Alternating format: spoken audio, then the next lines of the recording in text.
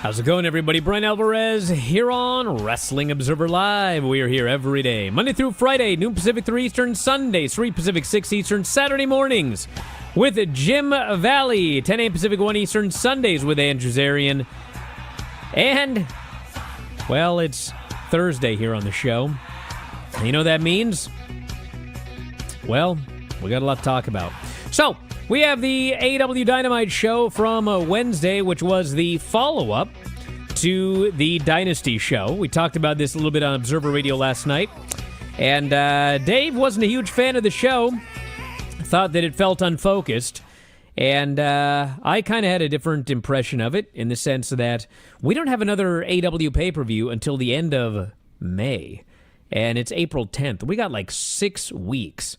So I can see that they are slowly putting some pieces on the old chess table, as they say, leading up the next 6 weeks. So we'll tell you about the show here today, my thoughts on that. More on the Bryan and Vinny show tonight for subscribers at WrestlingObserver.com. And we'll also talk about all of the rest of the news as well. We got a bunch of stuff coming up this weekend, including a SmackDown show. We've got a Windy City Riot New Japan show with Haruki Goto defending the IWGP World Heavyweight title. Of course, we got Collision on Saturday, which has 3 Owen Hart Foundation matches, and a lot of other stuff as well, so we'll get into that. Plus an update on Gunther, who re-signed with WWE a while ago, did an interview talking about why. Trick Williams doing another show on the CW that is not NXT. NXT ratings from this past Tuesday night, and plenty more. We're going to have a lot of time today to take your feedback. So, if you'd like to text me, 425-780-7566. That is the text message line, 425-780-7566. F4WOnline@gmail.com, F4W Online, Threads, Instagram, and Cameo. $10 cameos this month, F4W Online, at Bryan Alvarez, X and Blue Sky. Back in a moment. Observer Live.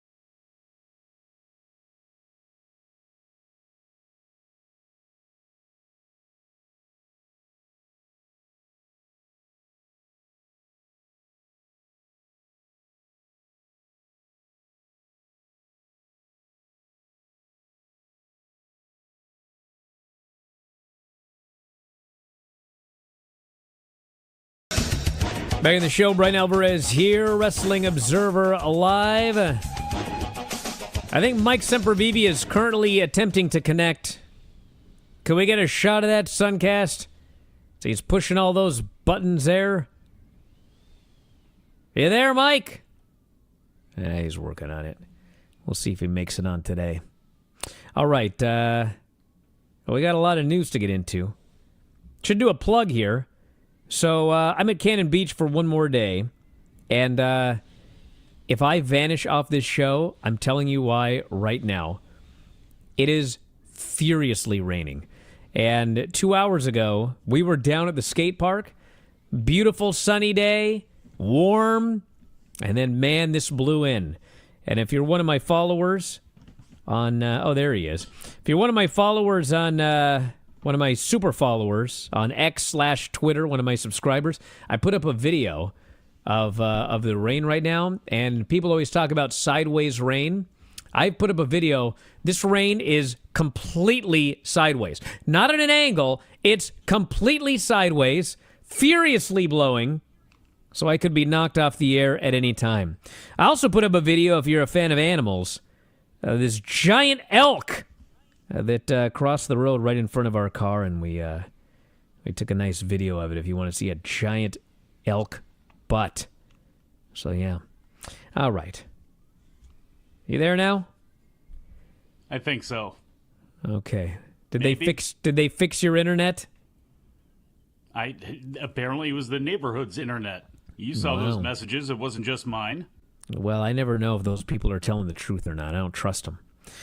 So, this is not really like a big story here, but can you imagine that WWE has filed to trademark Snackdown? Sure, why not? Do we have any lawyers listening right now? Oh boy, here we go. Hey, listen, Tom and I have been using that Snackdown name for a while now.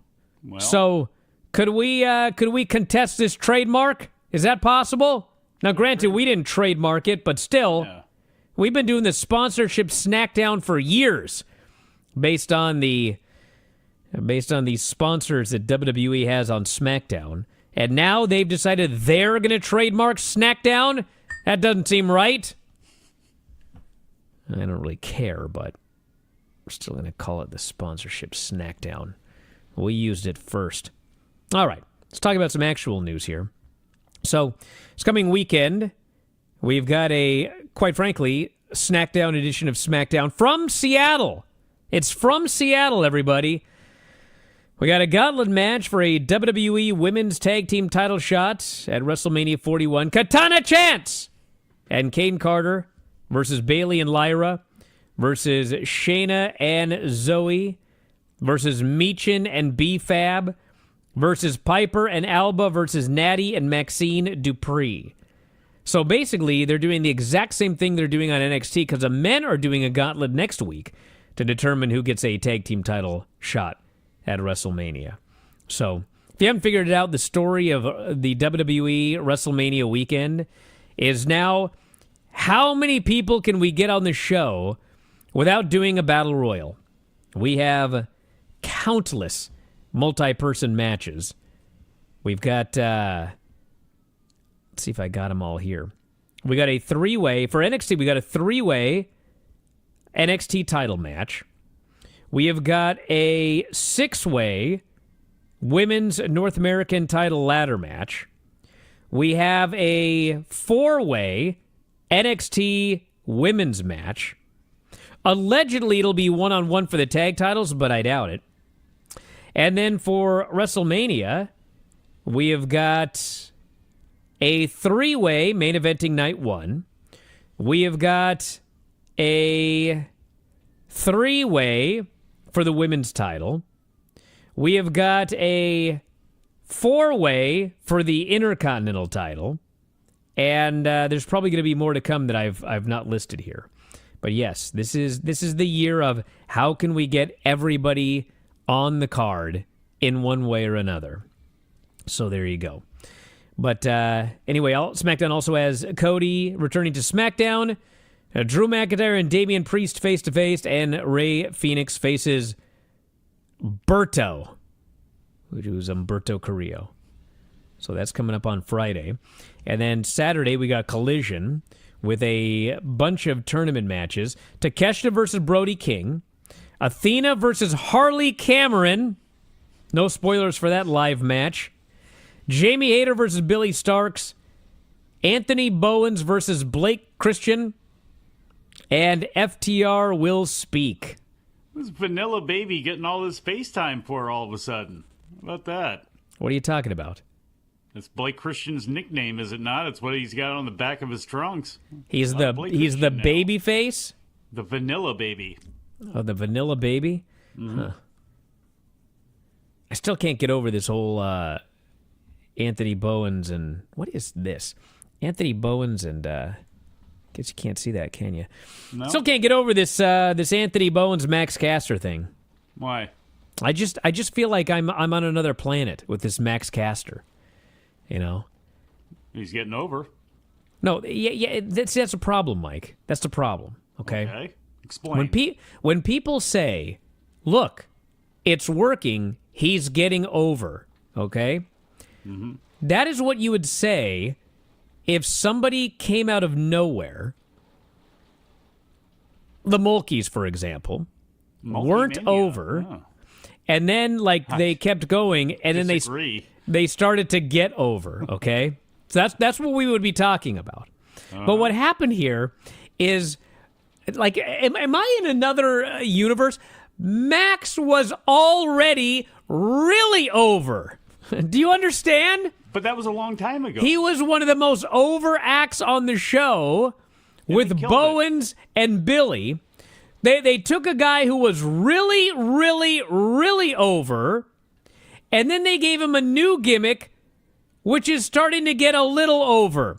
But that's not a positive. You're missing one That's a big negative detail. You're missing a huge portion of things, which is the act got stale.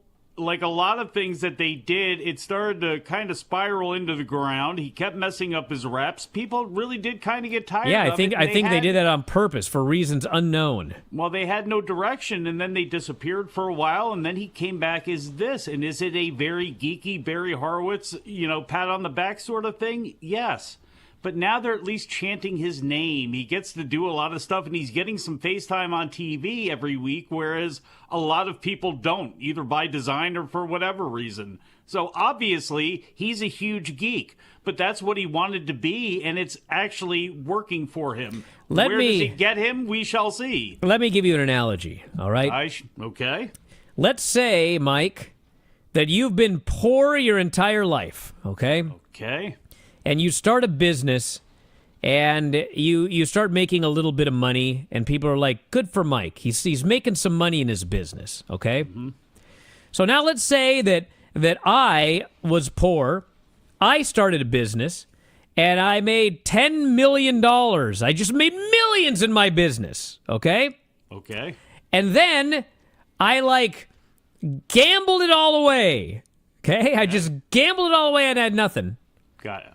And then I started a new business, and then I made a little bit of money, and everybody was celebratory. Look, he's making a little money now. Yes. I mean, yeah, I had a lot of money. Do you understand my analogy? I don't even get it. Yes, you would be the president of the United States right now. Oh, would you stop? So anyway, Anthony Bowens will be facing Blake Christian, and FTR will speak. That all came from Vanilla. Hey, you know who's going to be in big trouble when FTR speaks? Who? Tony Schiavone. Oh, you know what? The full turn into David Crockett is coming. I just want to know how it happens.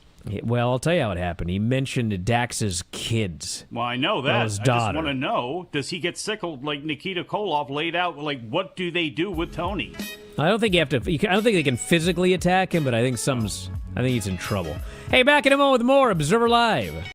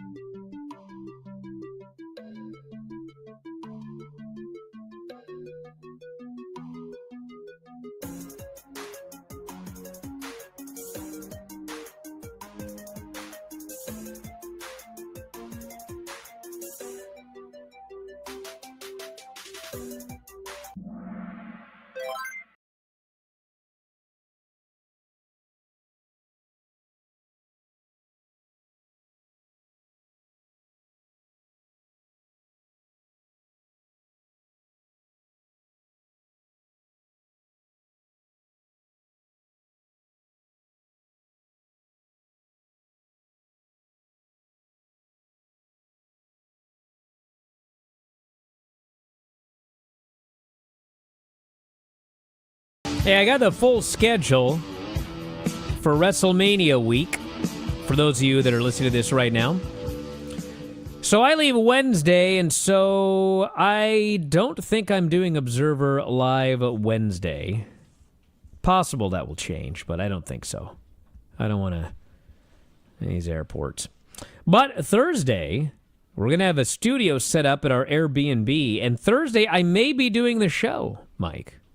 Oh, yeah? So get excited. Will I be doing the show, or will you have special guests showing up for that show? No, I don't think it's going to be anything special. But that'll be Thursday. And then Thursday night, it'll be Vinny and I, and we're going to be doing a show after attending the TNA special. So that'll be Thursday, and pretty much anything else we've seen. Vinny and I have got tickets to pretty much everything at the Palms, the collective weekend. So we're going to be going to as many shows as we possibly can. You get involved in that senior scramble somehow? I've already reserved my spot for 5 years from now, yes. Fear not. Did you see that lineup, by the way? Yeah, I did. Wow. I wish I could get in this year. Incredible. And then we've got Friday. Dave and Garrett will be doing a show, I believe. Or it might, it's Dave and Garrett. Because Friday, during the day, it's Dave and I, the Q&A and meet and greet at the Palms at noon. So if you're going to Vegas and want to meet Dave and I and go to the Q&A, the live Q&A, that's noon at the Palms, and tickets are available at f4wonline.com/Vegas. f4wonline.com/Vegas. And then I think Dave and Garrett are probably doing an Observer Radio that night. Saturday, there will be a fight game show. There will also be Texas Day Brazil at noon. f4wonline.com/Vegas if you want to go. There's a watch party which is sold out, and there's a WrestleMania after party at the Cosmo, which you can get tickets at f4wonline.com/Vegas. And Saturday night, Dave and I will be doing a post show covering WrestleMania. Sunday, we will be doing another post show covering WrestleMania. And there's also the brunch at the Wicked Spoon and the after party at the Cosmo. Tickets at f4wonline.com/Vegas. And Sunday also has Vinny V's karaoke party at 10 o'clock at Go Go Karaoke, I guess is the name of the place. And Vinny and I also might be doing bonus shows throughout the week as well, whenever we get an opportunity, depending on what shows we watch, etc. So a lot coming up, and you can get everything at f4wonline.com. And the full site, if you're a new subscriber, f4wonline.com/new. If you only want to hear all the podcasts, including everything over Media Weekend, f4wonline.com/Spotify, f4wonline.com/Apple, f4wonline.com/YouTube. So take your pick, sign up, and we got a lot to cover. So that's the plan. All right, Pac. So here's what I can tell you about Pac. He got hurt yesterday. And what happened was him and Strickland were doing a match, and Swerve gave him a buckle bomb, that dreaded buckle bomb, and there was nothing wrong with it. He hit, boom, just like you always do. But when he hit the ground, he screamed and grabbed his ankle. And they did like a spot. He just laid on the ground. I think Swerve might have kicked him or something. And Pac rolls over, rolls out of the ring. Doctor comes over, looks over the ankle. There's moments. It was just time stood still. We're waiting. What's going on? And I guess Pac told the doctor, I'll get in and hop into the finish. And so he was allowed to get in the ring, take one super kick, take a swerve stomp, and that was the end of the match. So he took the pinfall. I guess in storyline, he felt it was very important that he do a job here, which I think if you're looking at, this is the beginning of the end, the unraveling of the Death Riders, he probably needed to get pinned here. But anyway, after the show, the feeling last night was, shouldn't be out too long, okay? That was the feeling last night, shouldn't be out too long. But he is going in to get an MRI today. And so the MRI will tell us if it's only going to be a little while or if he's in trouble. So hopefully he's back soon, which is what everybody initially assumed. But we don't know anything other than that until the MRI results come back. So that's the story on Pac, and we wish him the best, especially because they, he was in a big match. He was scheduled for a big match with the Ops for the Trios titles. So, yeah, hate to see anybody get hurt. And some people even call him Pac. Now, I got a question for you. If he's going to be out for a significant period of time, do you just have Jon Moxley in there to face off against the Ops and have him pull double duty? Okay. That is what you do. You don't drag anybody in? No.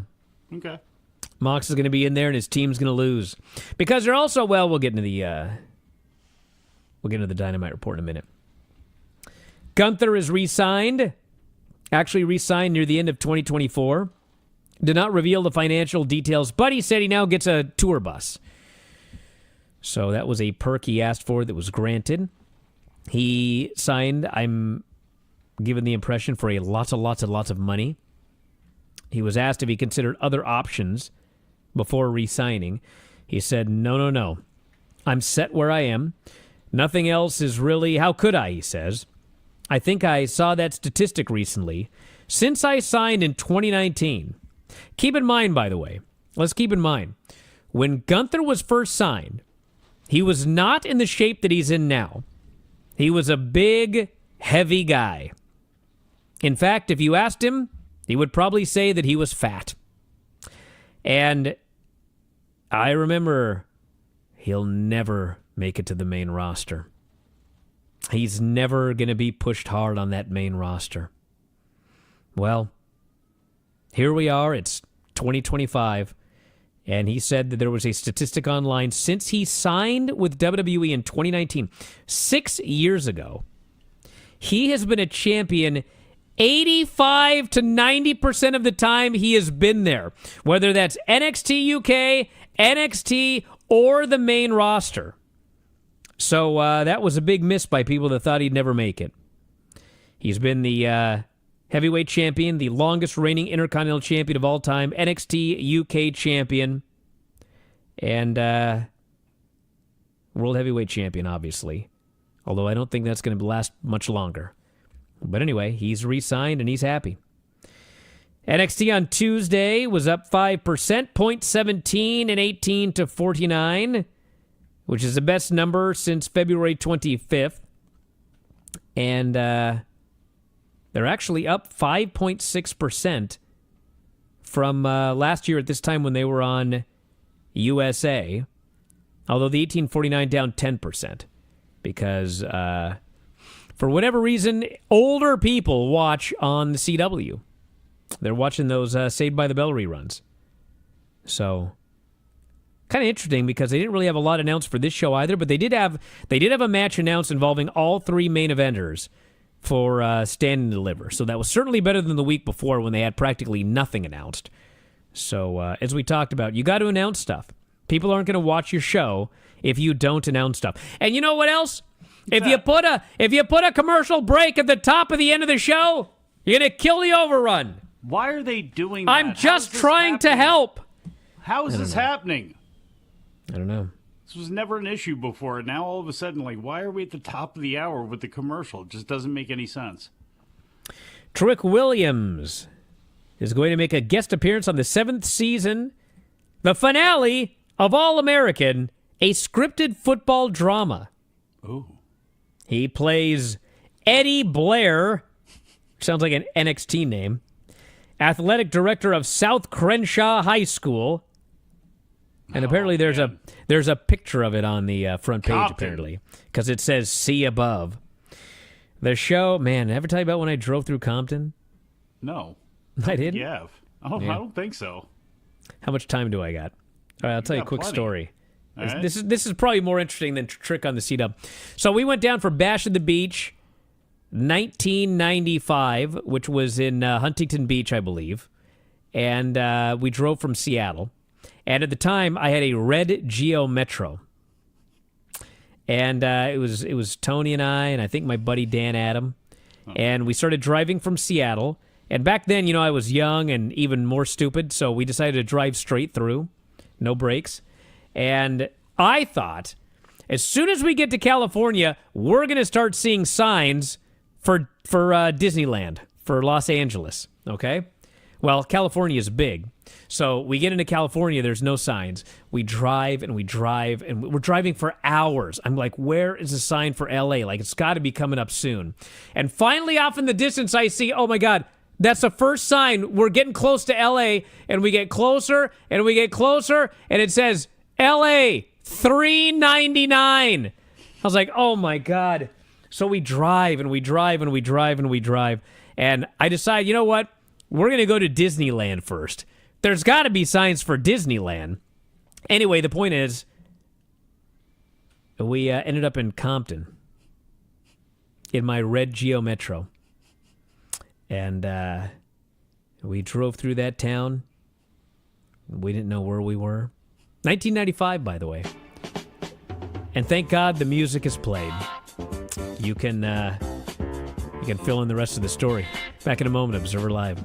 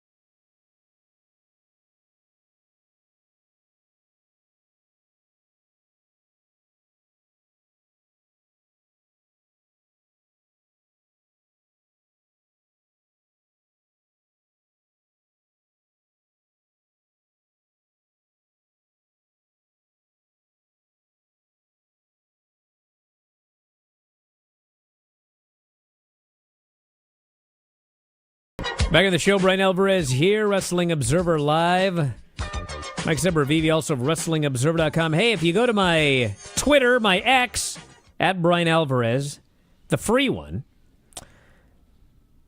well,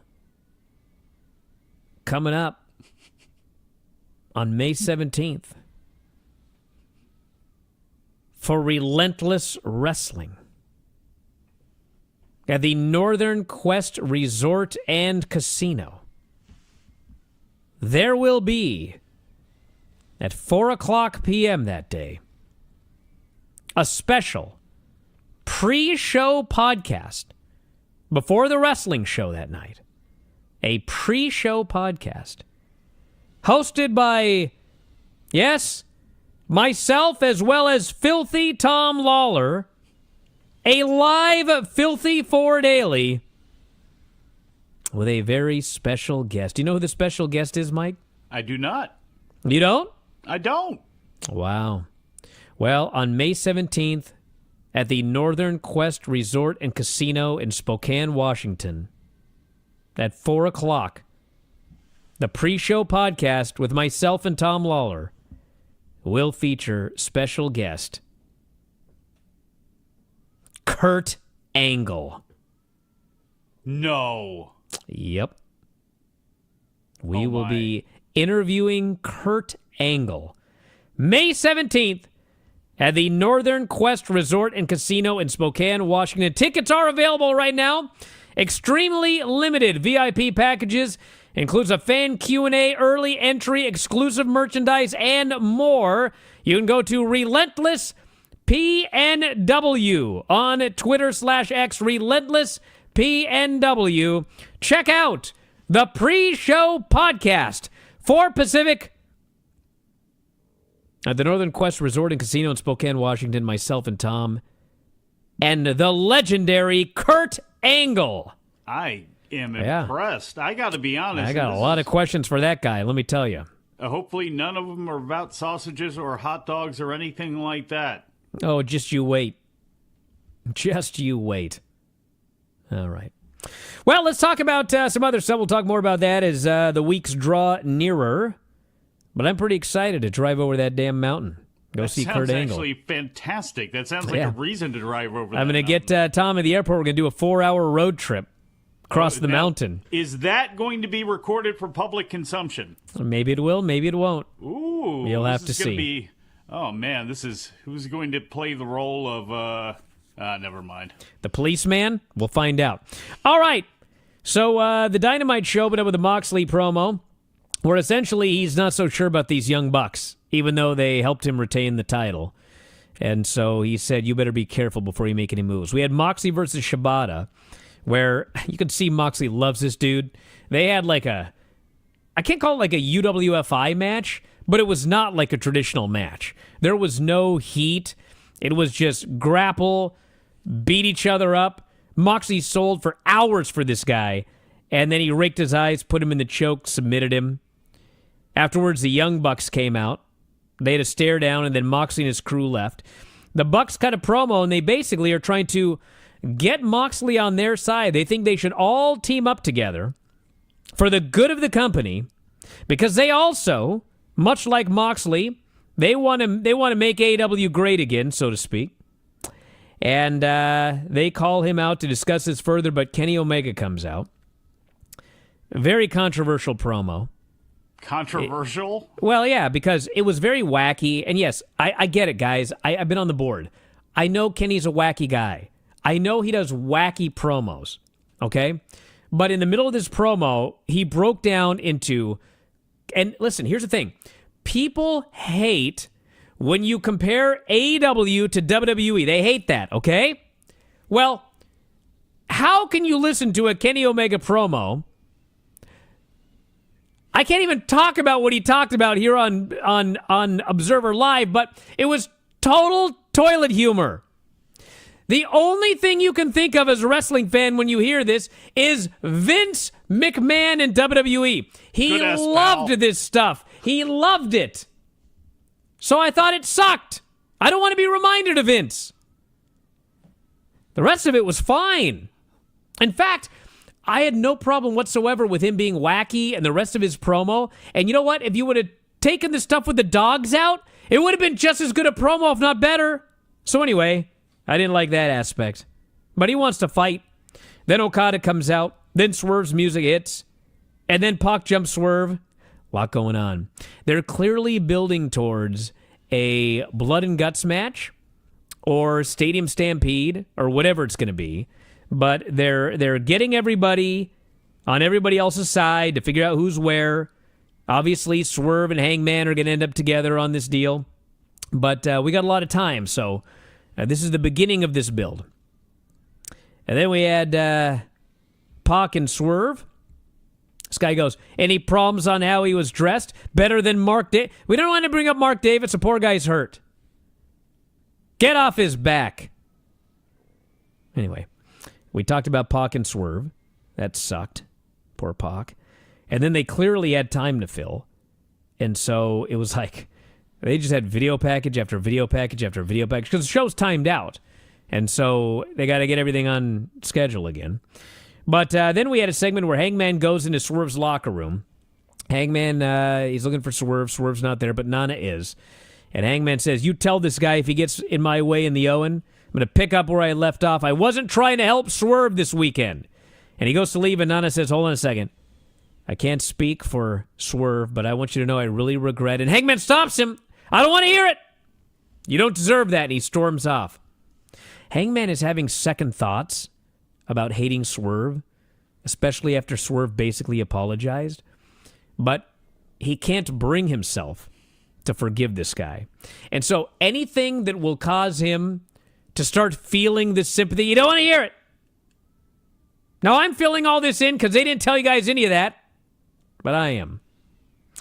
Briscoe and Ospreay and Speedball and Kevin Knight versus Ricochet, Beast, Mortos, and Crew, with the winning team splitting $400,000. Why is the winning team splitting $400,000?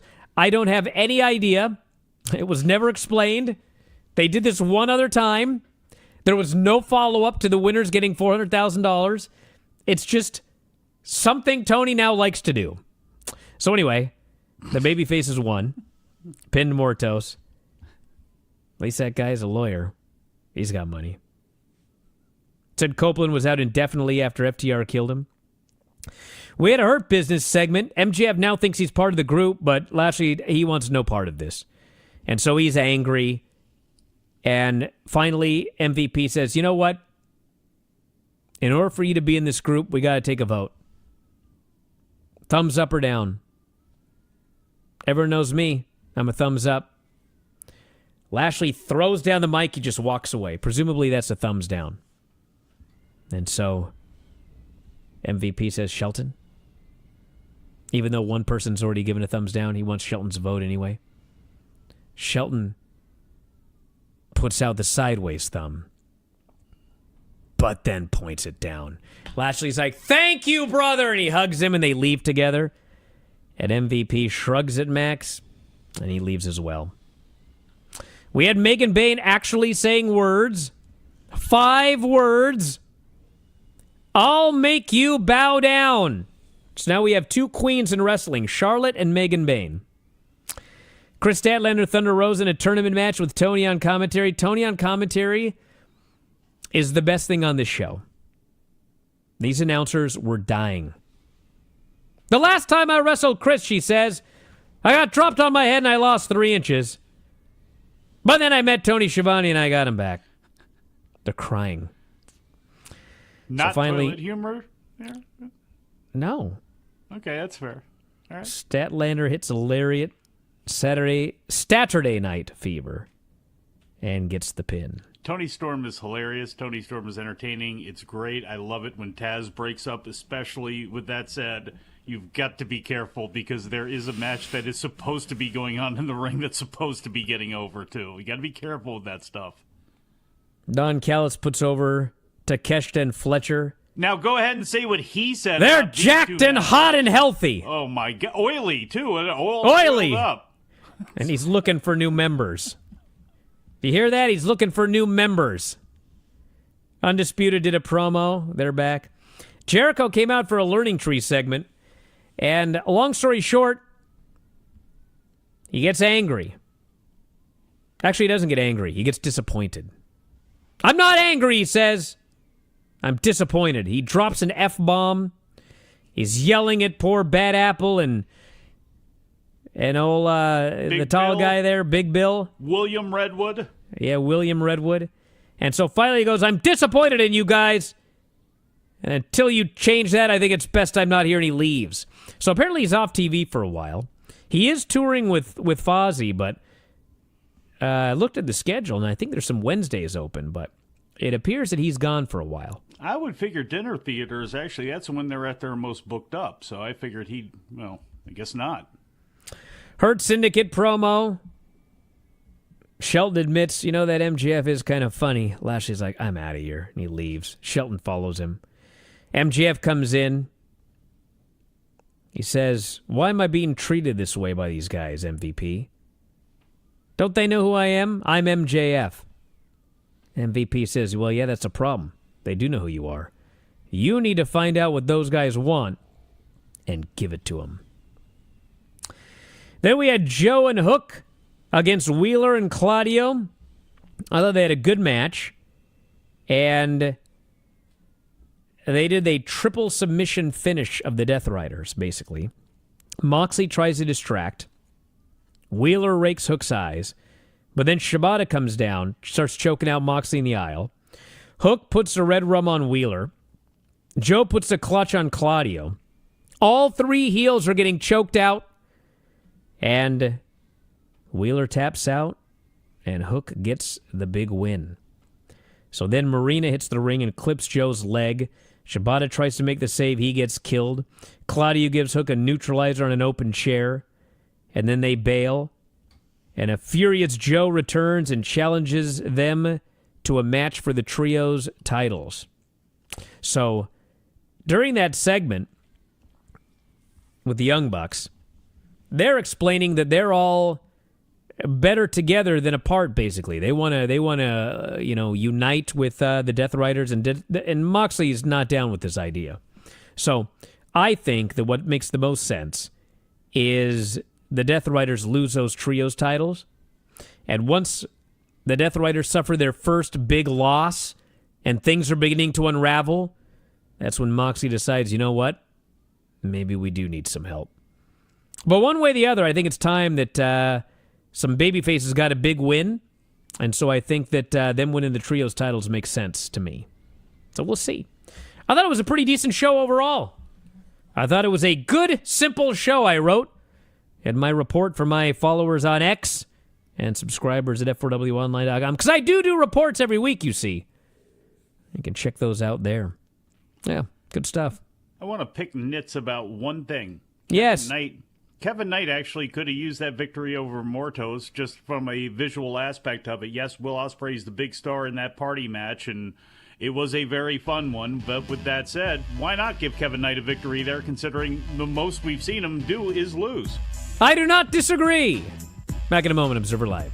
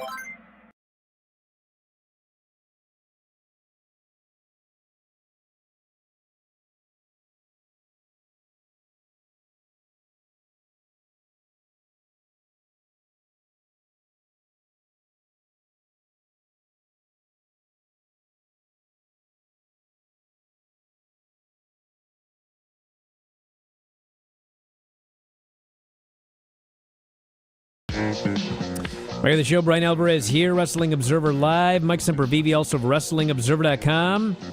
I will not be around on this show for Fun Friday. Apologize.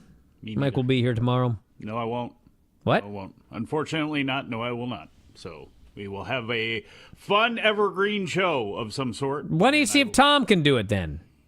I'm going to ask him, damn it. Okay, because he'd have to do it solo, unfortunately. That's fine. He's done it before. Fair. He has indeed. He does a very good job of it, too. All right. Well, anyway, tonight's a Bryan and Vinny show. We'll talk AWNXT. We got 90 minutes to go over everything. Since I always have to hear, I can't believe you didn't talk about blah, blah, blah. Well, I'm going to talk about blah, blah, blah tonight. It's on the Bryan and Vinny show. And then this weekend we'll do SmackDown Collision. There's going to be an Observer Radio show with Dave and Garrett after UFC. There's a lot of stuff coming up. And then we'll be back to talk about everything else this coming Monday. Well, you won't be. Not here. It's going to be me and Tom again. On Monday? I thought you were off the next 3 Mondays. No. Oh, okay. I'm here Monday. I leave Wednesday for the show, not Monday. Now, is Tom going to be here on Monday, though? I don't know. We'll find out now, won't we? I still got to listen. I got to figure out one day at a time. So let me figure out tomorrow first. Fair enough, Valerie Bertinelli. Anyway, we got to wrap it up, everybody. I want you to check out the front page for more. WrestlingObserver.com. The new Observer is going to be out tomorrow with a lot of different news as well. New Observers every week. If you're not a subscriber, F4WOnline.com/new. That is F4WOnline.com/new. And you can also check us out Apple, Spotify, and YouTube. So check it out. And that's it, everybody. We'll talk to you tonight. Wrestling Observer Live.